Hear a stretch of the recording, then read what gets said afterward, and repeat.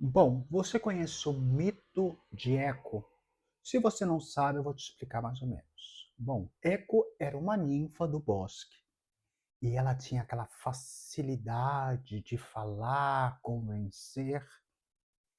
E, assim, para resumir, Eco, um dia ela estava com Hera e ela conversava constantemente com Hera, mas o que ela fazia realmente era distrair Hera, mentre Zeus ia pular cerca, ia ter relação com as outras ninfas. Quando Hera descobriu, Hera colocou um castigo em Eco.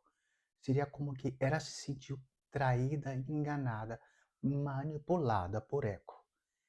E o castigo que Hera deu a Eco era que naquele momento Eco, a ninfa que se expressava bem e falava e conquistava ao falar, ela só ia repetir o que ela escutou o que ela escutou do que a última pessoa falou. E o que aconteceu? Eco se apaixonou por Narciso, que estava ali. Quem conhece a história de Narciso sabe. Eco se apaixonou por Narciso. E quando Narciso foi conversar com Eco, o problema era que Eco só repetia aquela última coisa que saía da boca de Narciso. Por exemplo, se Narciso disse: "Como é o seu nome?", Eco dizia: "Seu nome, seu nome". Sabe? Eco não conseguia mais se expressar como ela se expressava antes. E por causa dessa dificuldade em que Eco tinha agora de se expressar, Narciso simplesmente a ignorou. Eco, nesse momento, começou a sentir essa solidão, esse sentimento de vazio, e Eco foi se esfumando pouco a pouco. E nessa história que a gente está falando de Eco e na nossa vida cotidiana, a gente sabe que tem um monte de eco hoje em dia, um monte de pessoa se expressando, falando, e tem outras que estão agora como eco, em que elas não têm essa capacidade de se expressar, em que a voz delas são completamente não só aniquiladas, ou como que não são dadas como importância.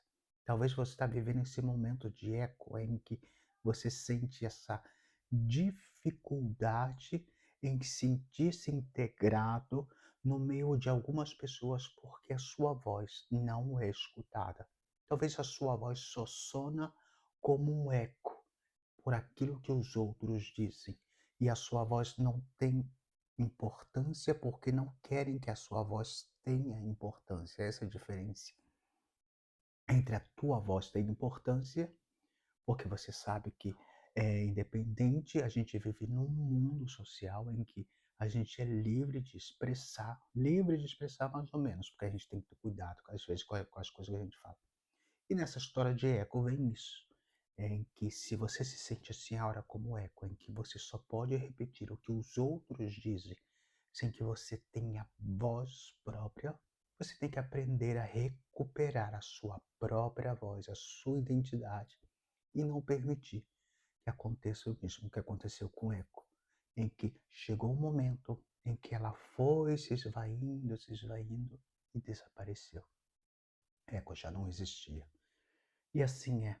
Talvez você está vivendo nesse mesmo momento em que, através da sua família, no seu trabalho, na sua faculdade, no seu entorno social, você é apenas um eco. Eu só posso repetir o que os outros dizem, eu não posso me expressar, eu só posso concordar, eu não posso discordar, e você se sente como que está desvanecendo, como que se eu sou apenas uma pessoa que estou entre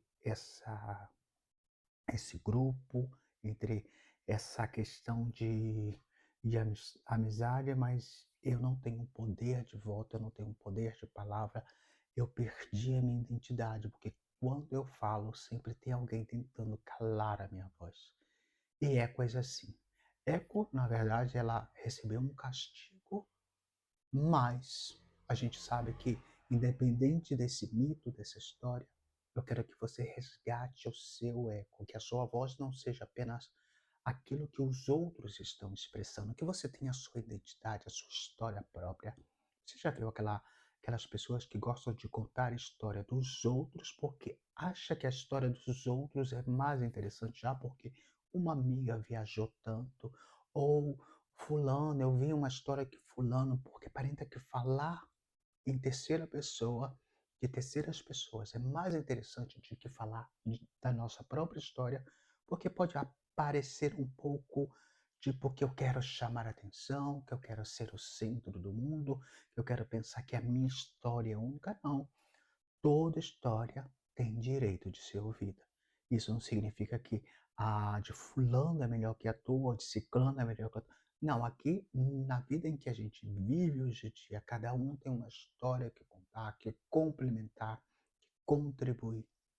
Assim que não permita que a sua voz seja só um eco repetido daquilo que os outros dizem. Um abraço de Robson Marins e não deixe de me seguir nas minhas plataformas, também escutar meu podcast Psicomarins. E livro novo, para quem não sabe, Apathy, que é um livro que eu falo sobre o poder da manipulação, não é ensinar a manipular, é entender como as pessoas nos manipulam e detectar esses tipos de manipulação, aprender a se desprender e ter muito cuidado. E tá vindo livro novo também, mas vem agora um ensaio filosófico, que já está a ponto de sair do forno, um ensaio filosófico, em que eu falo sobre a bem-moral, sobre pessoas que se creem boas, mas na verdade são cruéis. Um abraço de Robson Marins para você.